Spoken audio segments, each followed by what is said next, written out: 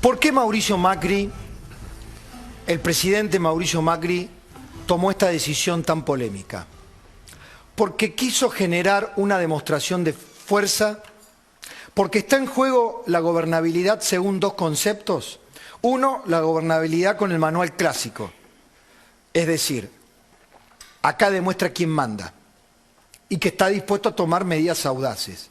Ese es el manual clásico del líder argentino, del político que tiene que demostrarle ¿a quiénes? ¿A los ciudadanos? No, mucho más a sus pares o en todo caso al resto de los políticos argentinos cómo son las cosas.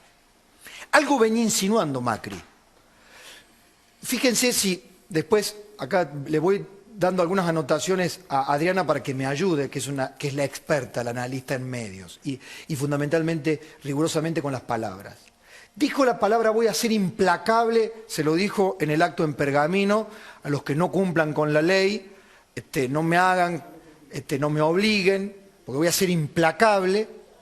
Le dijo a los industriales en la Unión Industrial Argentina, yo los conozco. Después que tuvo una pulseada muy fuerte con el sistema financiero por el dólar futuro, que después lo puede explicar Claudio mucho mejor, porque se armó un festival de la mano del expresidente del Banco Central, Alejandro Banoli, un festival contractualmente válido, sí, por el Banco Central. Ahora, una fiesta en donde todos sabían que se estaba tirando la casa por la ventana y gastando lo que no se tenía, también. Entonces, Mauricio Macri, que les dijo, yo estuve de los dos lados del mostrador, los conozco. Son 8 los monos. No, no le dijo así, como la canción de Gieco. ¿Qué lo hizo tomar esta decisión? ¿Tiene consenso interno? Creo que un dato del día ha sido el aval de Ernesto Sanz. Muchos pensaron, Ernesto Sanz, ¿qué dirá Sanz? Y otros decimos, ¿qué dirá Carrió? Todavía Elisa Carrió, salvo que se pronuncie en los próximos minutos, no ha dicho nada. Porque ahí están los dos pilares de Cambiemos, dos pilares importantísimos. Sanz salió a bancar la decisión del presidente. Los datos que circulan, que vienen de la propia usina de Cambiemos, es que los nubarrones que se estaban levantando en torno a obstáculos para sostener las decisiones económicas y políticas que se están tomando, pero que se van a seguir tomando en los próximos días, en este enero caliente que se viene, en este verano muy caliente que se viene, eran preocupantes. ¿Puede darse el lujo, Macri, de enfrentarse a una oposición precoz? Hasta ahora todos venían con el pañuelo blanco. Pero el Senado, como dice Mario Cimadevila, ha sido territorio del peronismo durante mucho tiempo. ¿Quién manda en el peronismo? Las señales que venían del Senado, al parecer, no eran del todo promisorias. Prometieron dar batalla por esta cuestión de que, prometiste república, entonces vení, que ahora todo lo metemos en el Parlamento y hasta que nosotros en el Parlamento no nos pongamos de acuerdo, la Argentina no se mueve.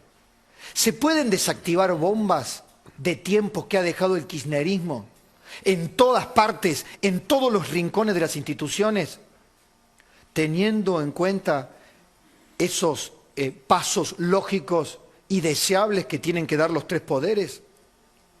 Esto es ser demasiado ingenuo. Yo recuerdo haberlo conversado acá con Beto Valdés, con Mario Negri, con Nicolás Massot y con el representante de la coalición cívica, con Fernando Sánchez, ¿no? Los tres representantes del bloque.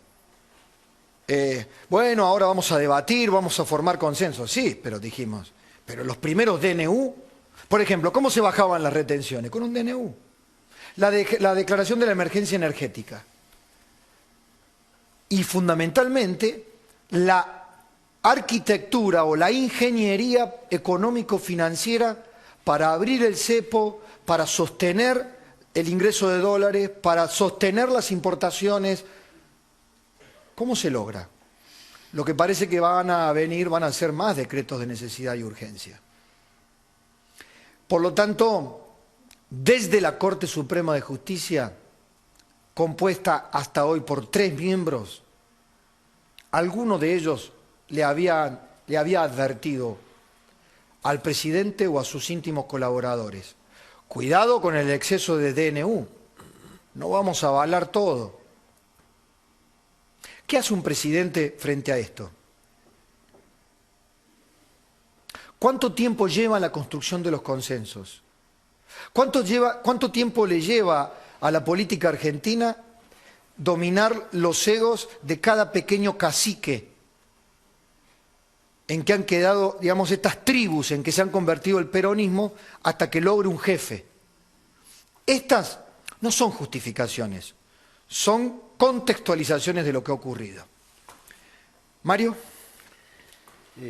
Varios temas se tocaron, ¿no? Yo creo que el presidente está ejerciendo su autoridad presidencial con responsabilidad y teniendo muy claro cuáles son las circunstancias que rodean esta situación actual del país.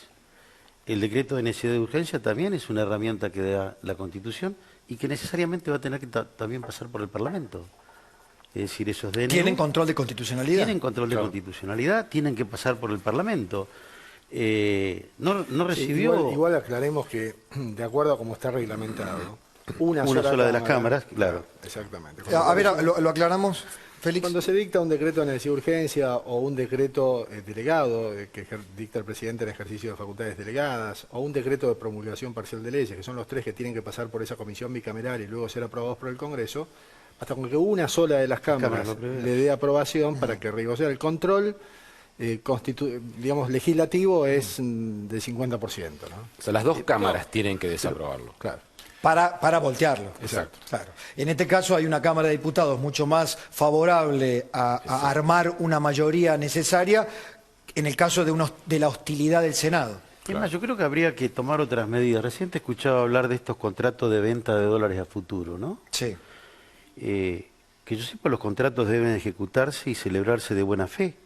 ¿Qué buena fe puede haber en un contrato que firmó Vanoli que va a pagar los dólares en febrero el precio que se iban a pagar?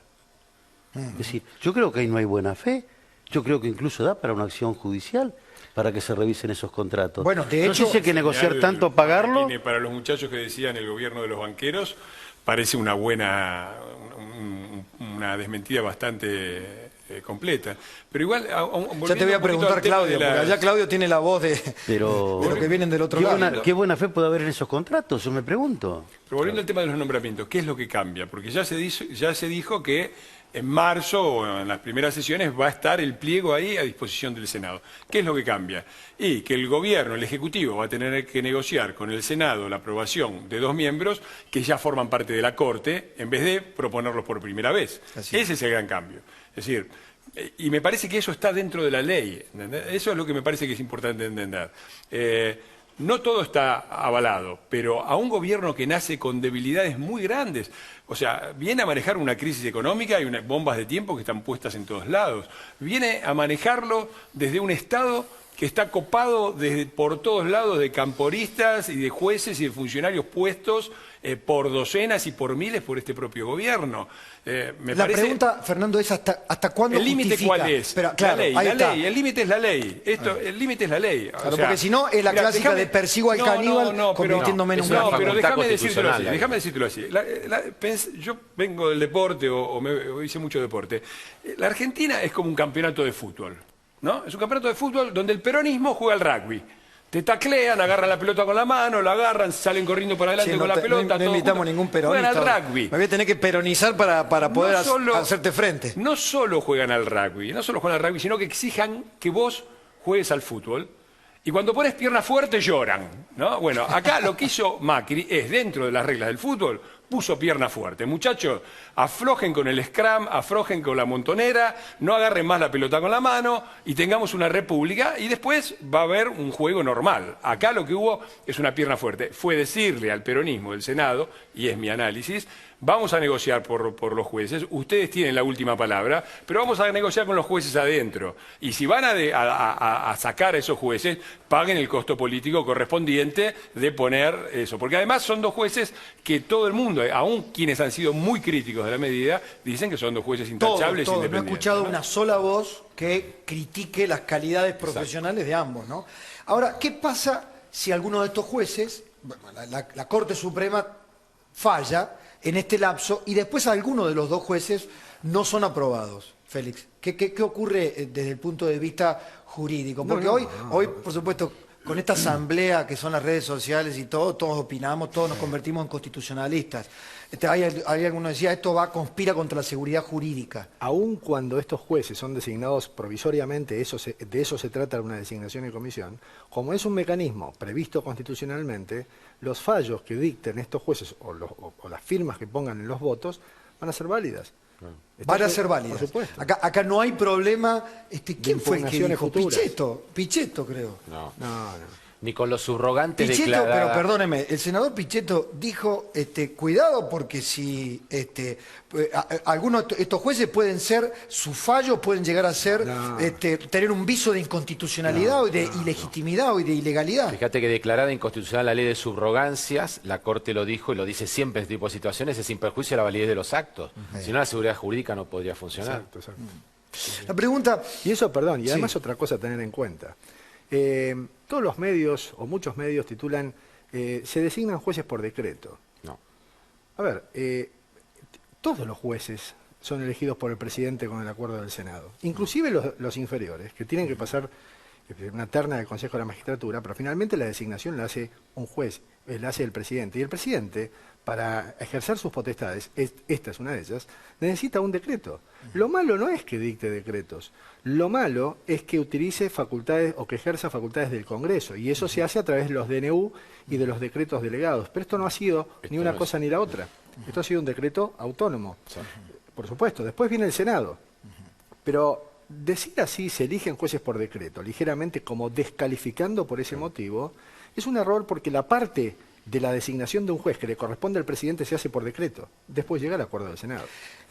Claudio, ¿qué pasa con el sistema financiero? Porque la versión allí es que Federico Sturzenegger, el presidente del Banco Central, llegó a los muchachos y les dijo, muchachos, olvídense, no les voy a convalidar el dólar a 15, o el dólar a 14, perdón, el dólar a 10, con esa diferencia de 4 o 5 pesos, porque no puede ser. Ustedes sabían que estaban comprando algo irreal. Mira, es muy discutible y te voy a dar una respuesta casi política y después lo dejo a la otra mesa en ese caso. Para que un mercado financiero tenga éxito necesita mucha, pero mucha institucionalidad. Si no, no existe el largo plazo. En el fondo, vos tenías que en ese momento el secretario de Comercio decía, yo no tengo dólares en el central. Sí. O sea que te apruebo la de High, pero no te puedo dar los dólares. Un importador, ¿qué hacía? Bueno, existía un método que era cubrirse en un dólar futuro, regulado por el Banco Central, aceptado por el Banco Central, y una reforma de la ley de mercado de capitales, que acá es donde yo me quejo como institución, porque lo votaron la mayoría, donde permite que el regulador sea juez y parte. Entonces, el que regulaba el mercado era el que ponía las reglas, no era el mercado, finalmente. Y decía, bueno, yo ahora te dejo vender dólares hasta este valor, ahora aumentame la cuota, ahora aumentame la cuota. El regulador ponía las leyes, ese era el Banco Central. Y además la Comisión Nacional de Valores. Por eso es importante aprender de esto, que el órgano de control también tiene que tener un grado de independencia, porque si no responde a las necesidades del momento de un gobierno y no existe el largo plazo. Dicho esto, hay muchos que especularon y muchos compraron de buena ley y vienen comprando hace muchísimo tiempo porque es un método legal. Es lo mismo que vos me digas ahora, todos los que compraron dólar ahorro. Exacto. ¿No sabían que estaban comprando más barato porque hay otro mercado? ¿Y qué voy a hacer? Devuélvamelos. Y todos los que importaban de más, porque decían, aprovecho a comprar ahora porque por dólar importación vale mucho menos. ¿Dónde está la seguridad jurídica en ese valor? El que se equivocó sin duda, y Y no sé si es ilegal. Ahora te pregunto, Claudio, ¿por qué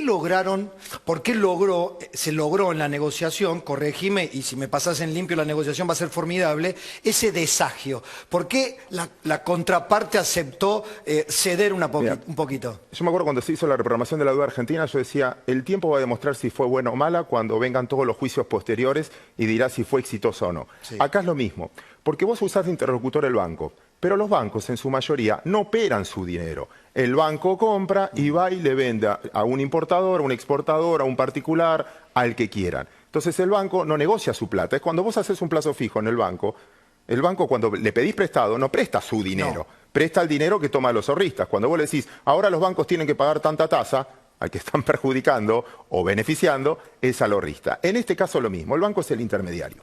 Entonces acá se sentaron a negociar con los bancos. Después el cliente que compró en forma legal, porque estaba autorizado, era legal. Yo podía comprar dólares a futuro a 10,60. No había nada que me lo prohibiera. En todo caso, que le hagan juicio político y metan preso al que lo hacía, al que vendió. Pero el que compró de buena ley. En ese caso, el que compró de buena ley va a hacer juicio. Y con el tiempo nos enteraremos por contingencias, por tasa de interés, etcétera, lo que le termina costando al país. O sea que vos... Y aparte el nivel reputacional, porque finalmente, repito, la institucionalidad de cumplir un contrato. Un contrato fijado con el que fijaba las reglas en aquel momento y era legal, no era... ¿Vos decís que puede haber juicios posteriores a partir de esta negociación? Muchos clientes, yo creo que sí. Hay mucha gente que viene comprando dólares futuro hace 3 años. Sí. Y siempre perdió. Salvo enero del 2014 y ahora. Y la vez que va a ganar... Es ahora. Claro. En el medio pueden estudiar caso por caso. Debe haber casos que compraron sabiendo la noticia. Mira, hay muchos casos que pasaron en el último tiempo. Me refiero a otro, al ANSES. El ANSES tiene el 30% del floating del mercado. ¿Qué significa? El 30% del capital social de muchas compañías y opera bonos. ¿Tiene información privilegiada? Y sí, está sentado en el director del Banco 1, Banco 2, Banco 3, Banco 4, Banco 5. Sabe lo que pasa en todos. Y opera. Claro. Y forma parte, y forma opinión. Sabe los índices de los bonos.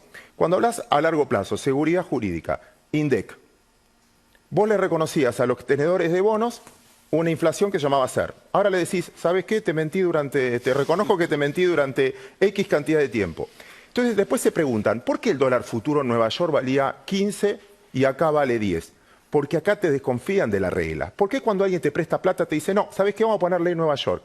¿Por qué? Porque la ley en Nueva York tiene un valor. La ley en Argentina te la cambian de acuerdo a las autoridades de turno. ¿Vos creés que esto que está pasando con el nombramiento de los jueces puede empañar, afectar o, en este caso, los mercados? Porque mientras tanto Prat Guy está tratando de conseguir, Prat Guy con sus enviados, está tratando de conseguir préstamos de los bancos. ¿Esto enrarece o se toma como parte de la lógica de la negociación política argentina? Creo que es eso. Y la verdad no sé, no estoy calificado para la respuesta. No sé. Yo no sentí distorsiones por eso. No. Yo particularmente, pero la verdad ¿Adriana? no sé. Es que estamos hablando de institucionalidad en lo financiero, institucionalidad jurídica, y creo que el problema es que caemos en un relativismo en donde hasta los artículos más precisos de una ley son materia opinable. Creo que eso es lo más difícil en nuestra cultura política, porque vos decías en las redes sociales. Las redes sociales existen en todo el mundo y no hay sociedad en donde vos veas la virulencia de los comentarios y la falta de respeto de los comentarios en los medios de comunicación, por ejemplo.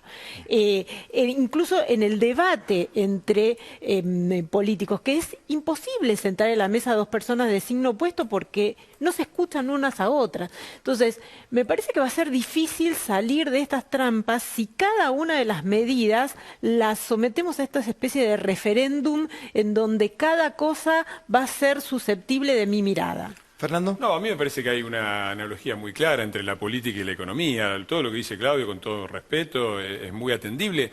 Ahora, yo digo esto, ¿tenemos noción los argentinos de la situación en la que está el país?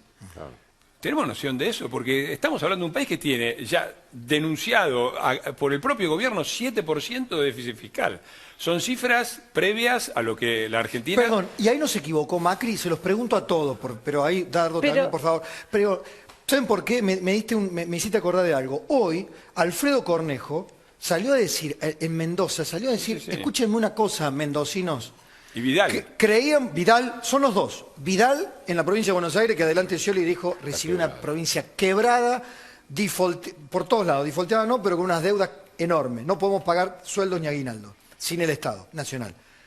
Y el otro es Cornejo, que dijo, creo que tenemos un déficit de 5.000. Después dijo, no, estamos haciendo los nuevos cálculos de 8.000. Le dijo, tenemos un déficit de 11.000 millones. En cambio Macri, el presidente Macri, asumió discurso de apertura, liso, llano, nos gustó la forma, bailó en el balcón, pero nadie todavía, salvo hoy tal vez el ministro de Energía, ha dicho, estamos en emergencia y si no aumentamos la tarifa, estamos en el horno. Digamos, hasta ahora el propio gobierno buscó no dar las malas noticias. ¿Cómo hace la sociedad para entender dónde está parada? Es una buena pregunta. Yo fui muy crítico de la fase final de la campaña de Macri y creía que tenían que decir una cosa mucho más clara del Estado en el que estaba dejando el país Scioli y en el que estaba dejando la provincia de Buenos Aires. Y creo que un límite, eso... Ahora, la campaña me desmintió. Parece que el que se equivocó fui yo porque ganaron. Ahora, es cierto que eso también fija un límite para el gobierno. Pero también hay una cosa que es paradójica, que no hay que dejar de evaluar. ¿Qué pasa en una Argentina que afecta a los temblores si el presidente sale y dice estamos en un tembladera? Digo, ojo con eso también. Ahora, yo que no tengo cargo en el gobierno, que no soy el presidente, que soy un simple ciudadano, periodista y escritor, y nada más, ¿no? Digo, 7% de déficit fiscal, un país que no crece hace 4 años. Tenés una situación de atraso cambiario, como la de la convertibilidad, pero en la convertibilidad no tenías inflación, o sea que si vos devaluabas no tenías riesgo de hiper. Pero acá ya arrancás del 30% de inflación, ¿de cuánto estamos? Entonces, la situación económica es gravísima. Y la situación institucional también es grave, porque yo estoy a favor de cerrar la grieta. Ahora, a mí que me llamen cuando Milagro Sala desocupe, tiene rodeada la casa de gobierno de Jujuy. Cuando desocupe Milagro Sala, que me llamen por teléfono a ver si la podemos cerrar. Porque una cosa es decir, hay que cerrar la grieta, y otra es ser tan ingenuo de pensar que ya está cerrada. Son dos cosas distintas. Por eso se me está ocurriendo ahora, ahí voy contigo Adriana, se me está ocurriendo que este desfase que hay entre la decisión que toma el gobierno en nombrar 2 jueces en comisión, que si se analiza solo desde el punto de vista de la formalidad republicana o antirrepublicana, nos estamos obviando una película que es el contexto. Digamos, me parece difícil que Macri, que todos los presidentes, cuando están en la primera parte, toman medidas para enamorar, lo que decías vos, Adriana. O sea, toman medidas para elevar aún más la aprobación que tienen. ¿Por qué va a tomar una medida antipática hasta para los que pueden haberlo votado? Si no es por necesidad y urgencia. Es que muchas veces, cuando uno critica instrumentos utilizados por el gobierno anterior, como puede ser la emergencia, la delegación legislativa, los decretos de necesidad y urgencia, a veces uno después tiene que terminar, no digo uno no, yo no estoy en el gobierno, pero digo, a veces el gobierno siguiente, frente a la desolación con lo que se encuentra, tiene que utilizar los mismos instrumentos cuyo uso ha criticado, para poder salir un poco del atolladero. Esto es como el síndrome de abstinencia institucional. Si no le podés cortar la drogadependencia a un país que ha vivido a decreto limpio y a emergencia limpia. Pero un caso similar en lo económico, con los subsidios. Está claro que no se puede mantener por los propios subsidiados, no se puede mantener eternamente a la gente sin trabajo y en la marginalidad. Van 3 generaciones. Ahora no se pueden cortar los subsidios, ¿viste? Vos tenés que tener una oferta de trabajo para decirle. Lo que vos decías, que no se puede de un día para el otro reconstruir la institucionalidad, tampoco lo que estábamos hablando de la virulencia del debate, tampoco lo vamos a bajar en 3 días. Es cierto. No. O sea, hoy se dice no es un disparate, o sea, se lo descalifica, y eso va a tardar un poco. Lo bueno es que se abra el debate. En la justicia, bueno, ha habido poco tiempo para testear, sí. Ricardo, pero ¿crees que hay movimientos? ¿Se entendió esto, no quiero jueces macristas? Yo creo que en muchos sectores se entendió. ¿Será por eso que se jubila Ollarvide? No te lo quiero. No, le comprende las generales de la ley. ¿Será por eso que se jubila Ollarvide? Usted que ha analizado varios pliegos. Yo creo que este periodo de gobierno tiene que abordar el tema de la justicia con la seriedad que el tema se merece. Un país donde la justicia no funciona, que no pide inversiones. Un país donde la justicia no funciona, no hay seguridad jurídica. Es decir, es muy importante echar mano a la justicia y tratar de que tengamos una justicia independiente, jueces probos. Bueno, decir, pero esto echar mano de acuerdo cómo, ¿no? hay mecanismos, no como a uno se le antoje.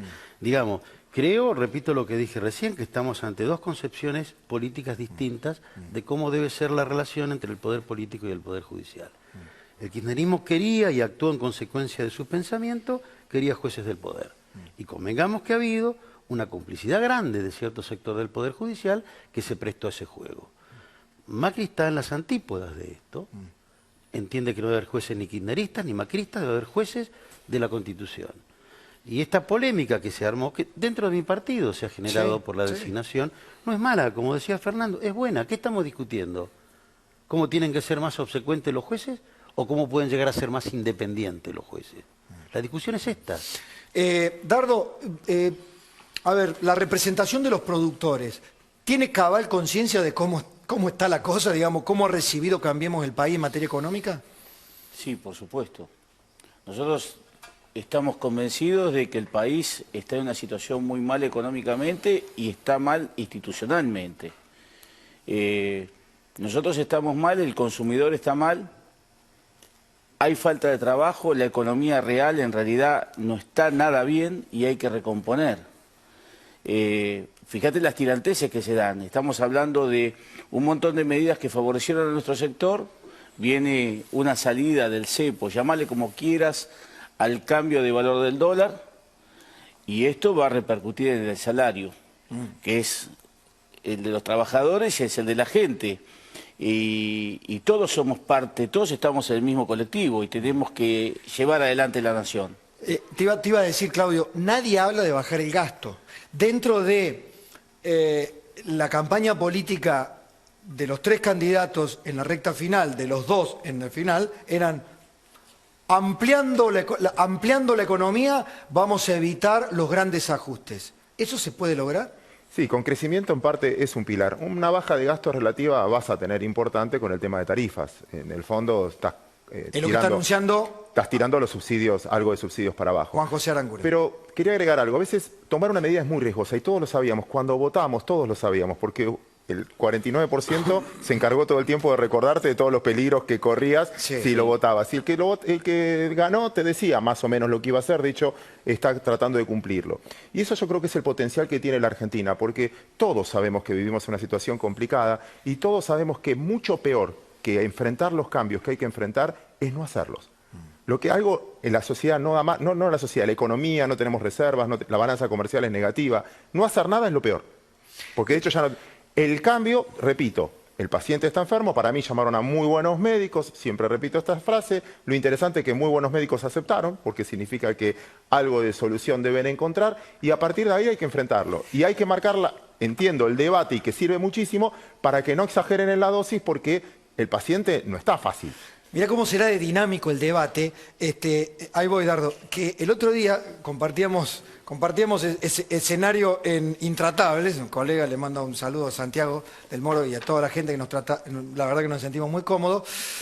Y dijiste algo que me quedó, lo anoté. Se discutía sobre si el equipo de Macri era el equipo de los CEOs, el equipo de los técnicos, que vinieron los muchachos, que eso era como lo contrario a la política, ¿no? Que si eran CEOs eran empresarios, que los empresarios no entienden nada de política, y ahí te estoy mirando para que me hagas la diferenciación, Fernando, o Adriana, ¿qué entendíamos por política? ¿O qué entienden por política algunos políticos? Pero él dijo algo muy interesante, te pido que lo repitas. Dice, yo quiero desmitificar la idea de que los CEOs de empresas no hacen política. No, al revés. Perdón si exagero con este ejemplo, pero y si nombro marcas, no sé si está auspician o no. Pero Walmart en el mundo tiene más empleados que Uruguay habitantes. McDonald's tiene 2.100.000 empleados alrededor del mundo. Agarrá General Motors, que pusieron al número 1. General Motors tiene más empleados que Santa Cruz habitantes. Para llegar a ser CEO de una compañía, no sos un técnico, sos un político. Cualquiera que haya trabajado en una corporación sabe que arriba, a partir de cierta instancia, es política pura. Mundial, global, bueno, local. Por lo tanto, saben pegar codazos. Si no, no estarían ahí.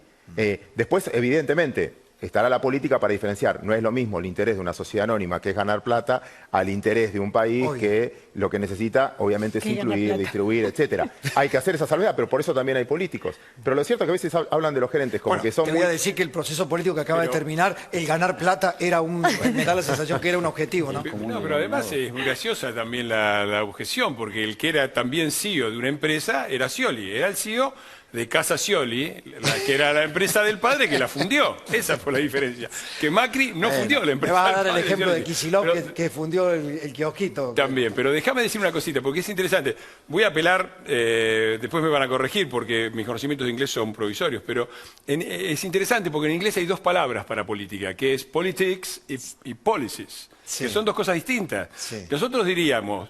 Por policies diríamos políticas públicas y por politics diríamos la rosca. Sí. Es decir, cuando estos muchachos dijeron volvió a la política, lo que volvió fue la rosca, porque políticas públicas no hemos tenido, por eso tenemos el país en las condiciones en las que está. Adriana. Yo creo, no coincido con lo que se habló en el sentido de que sabemos el diagnóstico de todo. El problema es que no sabemos. No sabemos cuáles son las estadísticas, no sabemos cuál es el valor del dólar, no sabemos si los contratos que estamos firmando van a tener aplicación porque estamos acostumbrados ¿Y si cambiamos, a que... sabemos por suponemos? Y ese es el tema, digo, el debate en los últimos tiempos estuvo muy basado en una opinión, pero opinión sin información es opinión en el aire. Entonces, estamos muy convencidos de ciertas cosas que hoy vamos descubriendo que no tienen base cierta. Entonces, nada de lo que hoy estemos debatiendo tiene sustento hasta que veamos los números, veamos las estadísticas. Ya que Adriana Amado nos ha dicho esto, le propongo que hacemos un corte, pero a la vuelta venimos con datos. El valor del dólar, va a decir Claudio Suchovicki, no lo va a decir. Va a decir, ¿cuál es la franja? Te voy a pedir la franja. Entonces, todo el mundo lo sabe. Para cerrar el bloque, nada más. ¿Vos querés que te diga cuánto va a valer el dólar el 7 de enero del año que viene? Sí. Llámame el 8 de enero y te digo. Grande. No, me va a ayudar. ¿Cuánta plata es la que está necesitando Alfonso Pratgay? Y su equipo, y todo el equipo económico. ¿Cuántas promesas hay dando vueltas? ¿Cuáles son más ciertas y cuáles no? ¿Qué se ha prometido el campo a liquidar en términos generales? Yo sé que Dardo Chiesa representa a una de las organizaciones ACRA, pero ¿cuánto es lo que están dispuestos a aportar los productores, o mejor dicho, las cerealeras? Después, por supuesto, vamos a ir más a lo específico. La AMIA y el asesinato... Qué fallido, ¿no? La AMIA y el asesinato de Nisman. Iba a decir, acá le comprende un poco las generales de la ley porque tiene que hablar con la fiscal Viviana Fein. Y Ricardo, todavía... usted controla a... Sí, soy el fiscal de Cámara. El fiscal de Cámara que tiene que controlar cualquier controversia con la fiscal Viviana Fein. Pero bueno, a ver, ¿qué elementos nuevos y concretos y rigurosos puede aportar el Estado para saber si podemos llegar a una verdad real? Bueno, la idea es aportar... No, después, en el corte. Ya volvemos.